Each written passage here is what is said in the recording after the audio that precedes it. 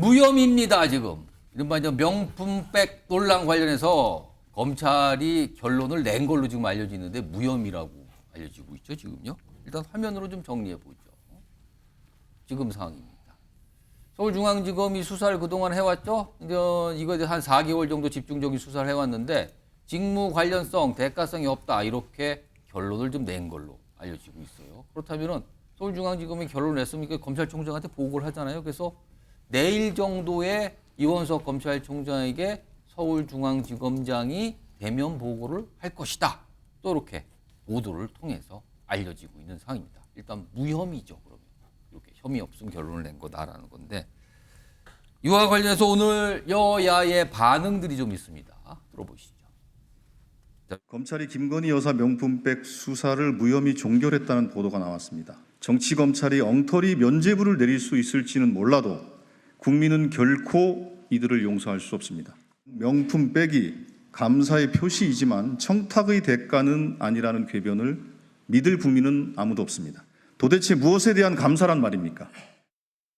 검찰이 김건희 여사 명품백 수수건은 무혐의로 결론 내렸다고 하는데 국민 눈높이에 맞는 결정이라고 생각하시나요? 사법적 판단은 국민 눈높이 어차피 결국 팩트와 법리에 관한 것이니까요. 거기에 맞는 판단을 검찰이 내렸을 것이다라고 저는 생각합니다. 상세히 보진 않았습니다.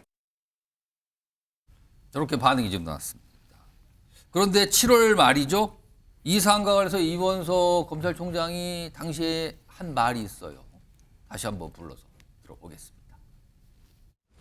우리 법 앞에 예외도 특혜도 성역도 없다고 말씀드렸습니다.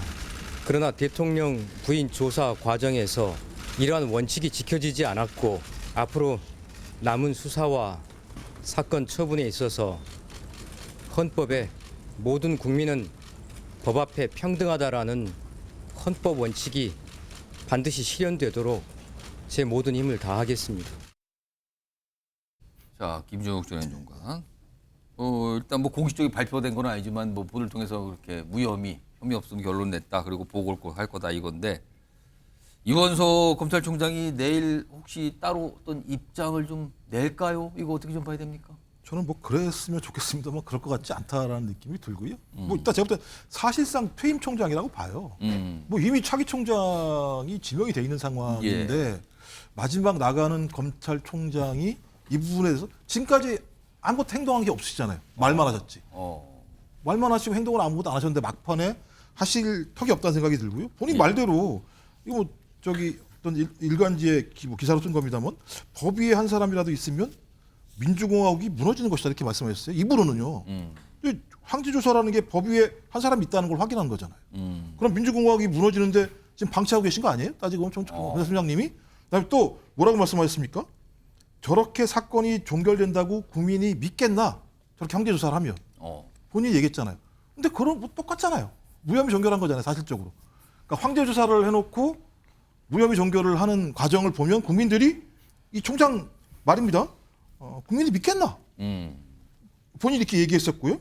그다음에 또 서울지검장이랑 했던 행태에 대해서 졸렬한 행태의 해명이다. 국민에게 부끄럽다. 그러시면 본인이 행동하셨어야죠. 지금까지 아무 행동을 안 하신 분이 내일 보고받는다고 행동을 하실까? 제가 볼 땐 이건 본인이 의도했건 의도하지 않았건 거의 약속대로 같은 느낌이 드는 거예요. 한쪽에서 하는 척하고 한쪽에서는 저렇게 하고 저는 뭐 이건 예견된 것이고 제가 볼 때는 법 위에 어떤 사람이 있다라고 하는 것을 확인하는 수사 과정이라는 생각이 들어요. 지금 뭐 알려진 내용대로라면 내일 서울중앙지검장이 이원석 검찰총장에게 이 사안에서 보고를 할 거예요. 그러면은 듣고 뭐 지시를 할 수도 있고요. 반응을 보일 텐데 이게 어떤 모습일까요? 이 결론 어떻게 좀 판단하십니까? 일단은 뭐 국민권익위원회에서도 이 부분에 대해서는 혐의 없음으로 결론이 났던 부분이거든요. 청탁금지법상 어쨌든 배우자에 대해서 처벌 규정이 없기 때문에 근데 이번에 검찰 수사에서는 좀 더 들어가서 어쨌든 그 디올백을 전달한 최재형 목사의 어떤 로비는 실패했고 두 번째는 김건희 여사가 밝힌 것처럼 행정관을 통해서 그 백을 바로 돌려주라고 했다는 부분들이 다 받아들여졌다는 거거든요. 근데 그렇다고 해서 저는 내일 무혐의 결론이 난다고 하더라도 저는 김건희 여사가 뭐 다 잘했다는 건 아닌 걸로 보이거든요. 어쨌든 그 당시에 어쨌든 영부인의 신분으로서 조금 공인의식이 부족했고 사려 깊지 못했다는 행동들은 분명히 있기 때문에 아마 이런 것들이 전체적으로 내일 아마 총장이 보고 난 다음에 아마 전체적으로 최종적으로 결론이 나면 예. 저는 어떤 형태로든지 대통령실에서 이 부분에 대해서는 유감 표명이 좀 있어야 될 것 같다. 아, 요 결론이 검찰에 대한 어떤 결론이 나온 뒤에도 그거와 별도로 좀 그렇습니다. 입장이 왜냐하면 나와야 된다. 김건희 여사께서 보면은 제3의장소에서 조사를 받을 때 그때 사과의사를 일단 1차적으로 보였는데 그 부분이 미흡하다는 얘기가 계속 있었거든요. 그렇기 때문에 지금 국민의 눈높이에 맞지 않는 부분에 있어서는 어떤 형태로든지 대통령실에서 유감 표명을 하는 게 맞다고 보이고요. 예. 저는 이원석 검찰총장 결국은 이렇게 뭐 이 흐지부지하게 끝나게 됐는데 저는 이원석 검찰총장은 나름대로 총장으로서는 전 최선을 다했다고는 보이거든요. 어쨌든 특수부 우리 이 검사 3명을 저기 투입해서 전담 TF를 만들었고 그리고 제3의 장소에서 약간 특혜성으로 비춰질 수 있는 그런 조사에 대해서도 본인이 총장으로서 이 부분을 용납할 수 없다는 그런 의사들을 분명히 밝혔거든요. 예. 하지만 검찰총장으로서 어쨌든 우리 수사를 하고 있는 검사들을 믿는 부분이 있기 때문에 이 최종적인 결론에 대해서 존중은 하겠지만 예. 저는 아마 내일 보고받고 난 다음에 수사심의위원회를 개최할 가능성이 있어 보인다. 아. 왜냐하면 본인이 이 수사 결과에 대해서 본인뿐만 아니고 국민들이 납득하기 위해서라면 본인이 이 부분을 최종적으로 수용하는 게 아니라 수사심의위원회 개최를 많이 결정한다면 조금 더 진행이 더 되는 거잖아요. 그렇습니다. 그렇습니다. 저는 아마 수사심의위원회에서 최종적인 결과가 나와야 본인이 어떤 이 사건에 대한 예단이라든가 아니면 수사관들이 어떤 수사 결과에 대해서는 예. 수사심의위원회라는 나름대로 객관적이고 중립적인 위원회에서 결론을 내리도록 그 결론을 본인이 따라갈 수 있도록 하려고 하는 노력들은 마지막으로 하지 않을까. 그래서 너무 이원석 총장에 대한 비판이나 비난이 너무 많은 거는 별로 바람직하지는 않다. 이렇게는 보입니다. 내일 검찰총장의 모습 굉장히 주목을 받을 것 같네요. 지금 상황이 좀 이런 상황에서 내일 보고를 받을 거다. 이렇게 예고가 돼 있는 상황입니다. 이런 상황에서 최근에 윤석열 대통령이 이제 정부 회의에서 반국가 세력 이런 표현이 나왔죠. 사실 과거에도 좀 썼었는데 이번에도 나왔거든요. 이거에 대해서 지금 야당에서 또 강하게 받아치고 있습니다. 지금 그 목소리 묶여 있습니다. 들어보시죠. 우리 사회 내부에는 자유민주주의 체제를 위협하는 반국가 세력들이 곳곳에서 암약하고 있습니다. 북한은 개전 초기부터 이들을 동원하여 폭력과 여론몰이 그리고 선전선동으로 국민적 혼란을 가중하고 국론 분열을 꾀할 것입니다. 대통령의 발언은 루이 14세를 떠올리게 합니다. 자신이 곧 국가라는 사고에 심취해 있지 않고서 전쟁을 획책하는 행위. 이게 바로 반국가 행위 아닙니까? 이거 누가 하고 있습니까? 거울을 하나 선물을 해드리고 싶습니다. 자, 뭐 이런 반응까지 좀 나왔습니다. 박상수 국민의힘 대변인, 지금 민주당에서 뭐 이 표현을 쓴 거에 대해서 강하게 좀 약간 비판하는 입장 지금 방금 영상에 담겨 있었는데, 근데요, 민주당이 저렇게 윤석열 대통령에 대해서 비판 입장을 계속 내고 있는데 국민의힘에서는 별다른 입장이 안 나와요. 제가 알기로는 무슨 논평도 없고요. 뭐 당대표가 이걸 얘기한 것도 없고요. 없습니다. 왜 그런 겁니까, 지금? 저는 민주당의 저런 반응도 이해가 되고 또 우리 대통령의 말씀도 충분히 납득이 되는 것이 예. 그리고 또 우리 당에서 당연히 나오기가 힘들어요. 이 논평은. 왜 그런 거냐면 현재도 살아있는 법입니다. 우리 헌법 제3조 영토조항을 기반으로 있는 법이죠. 바로 국가보안법. 이 국가보안법에는요.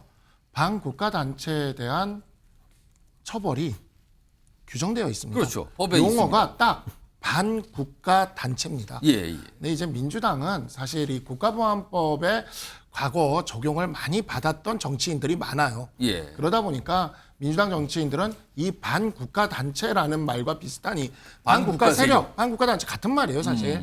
법률 용어입니다. 근데 이 말이 굉장히 이렇게 알러지 반응이 나오는 거죠.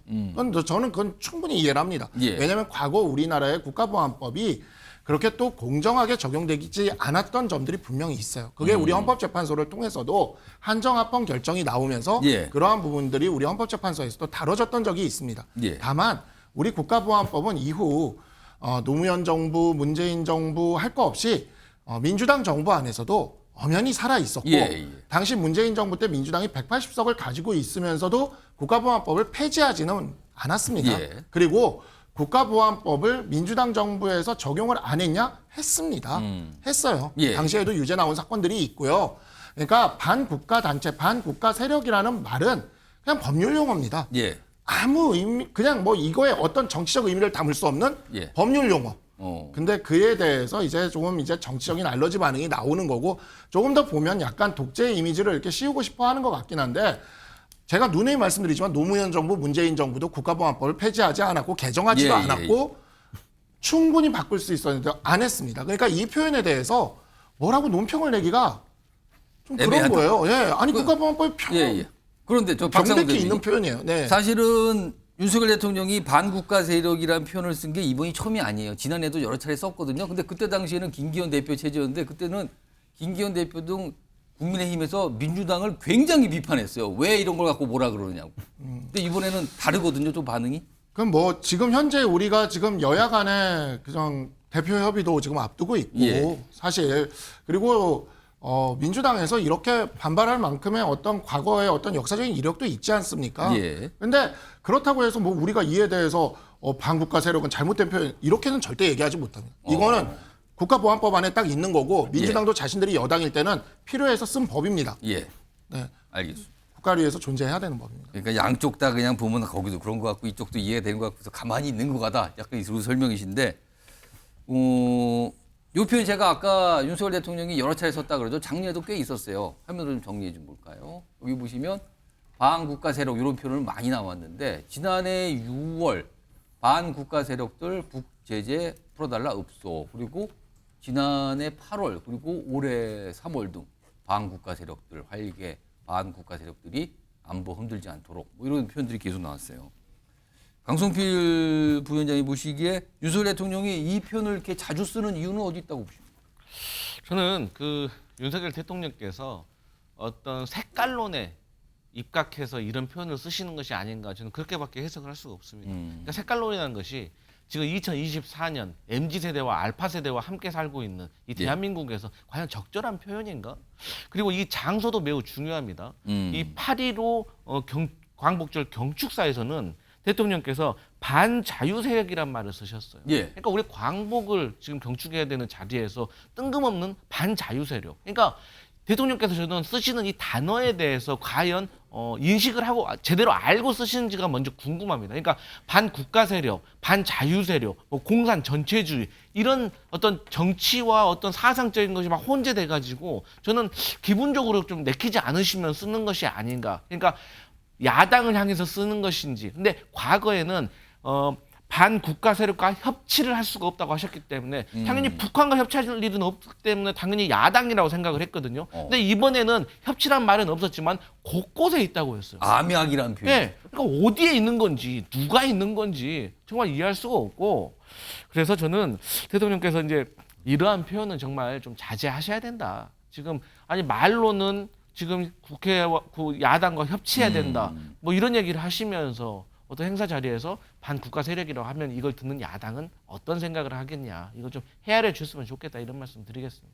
김철우 교수님 어떻게 보세요? 그래서 이번 반국가 세력이라고 하면 기본적으로 우리가 한반도 분단 위기 상황이잖아요. 그렇기 때문에 이건 무조건 종북주의자들이거든요. 다시 말해서 김정은 체제를 이제 따라가는 그런 사람들을 의미하는데 아마 이번 대통령께서 광복절날 얘기하신 건 보면 이번에 어쨌든 광복절 행사가 정상적으로 치러지지 않는 과정에서 어쨌든 가짜 뉴스라든가 아니면 국론을 분열시키는 세력을 지칭한 게 아닌가 이렇게는 보이거든요. 왜냐하면 건국절을 제정한다거나 이런 것들은 전혀 근거가 없고 아무런 팩트가 없는데도 불구하고 그것 때문에 결국 광복절 행사가 두 쪽이 나게 된 부분이 있거든요. 그렇기 때문에 아마 저는 윤석열 대통령께서 얘기하는 지금 어떤 반국가 세력이라고 하는 거는 기본적으로 가짜 뉴스를 양산하면서 국론을 분열하려고 하는 세력. 거기에는 뭐 우리 야당의 일부가 있을 수도 있고요. 아니면 시민 단체가 있을 수도 있고요. 그렇기 때문에 곳곳에서 압력하고 있고 언제든지 국가 체제를 흔들려고 한다 하는 이런 생각을 하고 계실 것 같은데 저는 조금은 이제 조금 뭐 우려스러운 부분이 윤석열 대통령이 상당히 조금 우클릭 보수화되고 있는 경향을 보이고 있는 것 같거든요.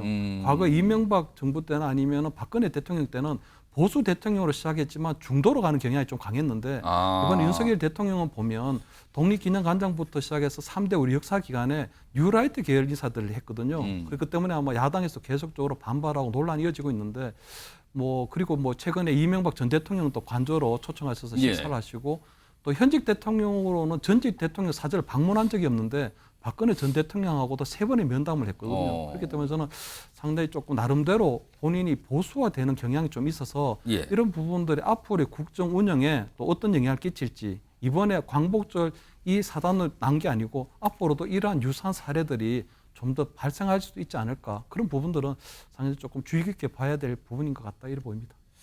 알겠습니다. 지금 뭐 정치권이 사실은 뭐 여야 대표가 만난다고 하지만 이슈 하나하나 보면 굉장히 날서 있는 게 많아요. 지금 뭐 뉴스와에서 다 다루지는 못했지만요. 이슈들이 굉장히 많고 거기에는 여야가 서로를 딱 뭐랄까요?